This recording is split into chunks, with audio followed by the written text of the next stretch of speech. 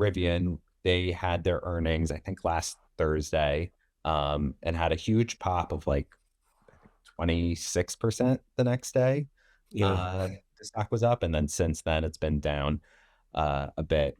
What are your thoughts on the latest Rivian earnings? So latest Rivian earnings beat slightly on revenue, just a couple percentage points, and then they also beat on EPS. They were expected to have a EPS a loss, obviously, but they had slightly less of a loss, largely because they had more margin on their software sales than anticipated. So their losses were smaller than the market was expecting. But it wasn't it wasn't this like stellar quarter. If you were to sort of like show me the results of their quarter and ask me, what do you think the market is, how do you think the market is going to react to this? I would have said, I have no idea. It seems good to me, right? But but I could have never predicted that the stock was going to rip as much as 30% the next day, and it closed up 26%. Um, and that goes to show that like unpredictability of the market. The market has bipolar disorder. It just sort of like takes things and decides one direction or the other, and you're sort of on for the ride. But and you can't. There's not much you can do in terms of predicting what's going to happen in the short term. But if we were to sort of like zoom out and decide, was everything that was reported a positive thing? And they also gave guidance for their R2 expectations and overall vehicle deliveries for 2026. Does everything seem to be on track for Rivian? And everything is sort of positive. Yeah, they expect to sell roughly 65,000 vehicles this year. That makeup is roughly, 40,000 of their existing vehicles, 25,000 of the R2 vehicles. So in the sort of like big picture, yeah, they're going to have roughly a 50% increase in revenues, and that's exciting. And they're going to set up for an even greater increase in revenues for 2027. So all of that is just another sort of like indicator. Yep, milestone hit, and we're sort of like on track for Rivian to have a decent revenue growth, actually fantastic revenue growth, but it's not going to be profitable in 2026, obviously. And it's going to have an even more fantastic revenue growth in 2027. But for the full year of 2027, it's still probably not going to be profitable. But exiting 2027, it might have made a huge dent into its losses on a quarterly basis, to where it should be able to exit 2027 with making more than 200,000 vehicles. It should be making them at a substantial profit per vehicle. So when you multiply it all out, it should work out pretty good. So just another sort of notch on that long train of reaching profitability. Yeah, I'm really interested to hear their earnings maybe like 2 quarters from now once we really start seeing like the initial R2 numbers. It's funny because I was gonna post on Twitter and I didn't. After they had the pop, I was like, I think it's going to fade, just like the Autonomy Day event faded. Only because my gut feeling, and I'm sure this is wrong, Yeah, is when the pop will happen and hold is when they actually start having the R2 vehicles like on the ground and on the shipping. road. Where like right now it's just the market's playing games Yeah. until then.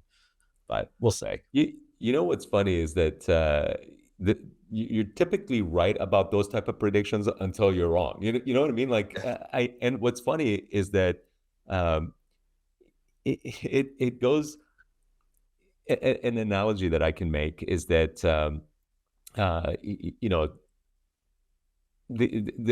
something that happens most of the time ends up, like you could sort of predict that it's going to happen again, Right. and sure enough, you're going to be right until you no longer are.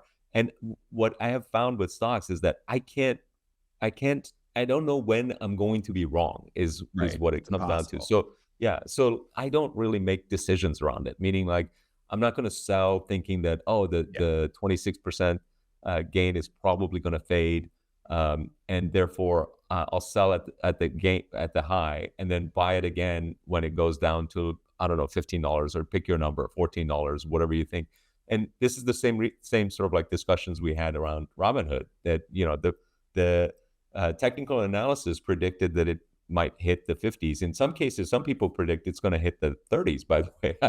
I don't know how they get there, um, but like, I can't rely on that sort of technical analysis based on historical patterns, because the future is unpredictable. And, you know, this fade might, uh, you know, it might give away all of the 26% in gains that it had after earnings, or it might start going back up tomorrow. I cannot predict these things. And I basically gave up predicting those things roughly, 15, 20 years ago, when I was like, all right, I can't predict the markets in the short term, but I have a pretty good sense as to how companies are going to perform in the long term. And I'm just going to stick to that. Yeah, like the way I view it is I have conviction in stocks, and then I have conviction in what I think it's going to do. Well, I guess I have conviction in stocks in the long term, and then I have conviction in what it's going to do in the short term. And for this Rivian move, where I thought it was going to fade, that wasn't based on really anything outside of it just did that. So that was Yeah. just my expectation. I would never trade or invest on that. With the Robinhood piece, that's more of a, like, I have Bitcoin. higher conviction. I understand how Bitcoin works pretty well. Obviously it could do whatever it wants, but like that one I'm more uh open to. And I did, as you know, I sold a significant portion of my Robinhood shares because I thought it Right. was going to be, it was going to sell off a bit. Right. Um, Right.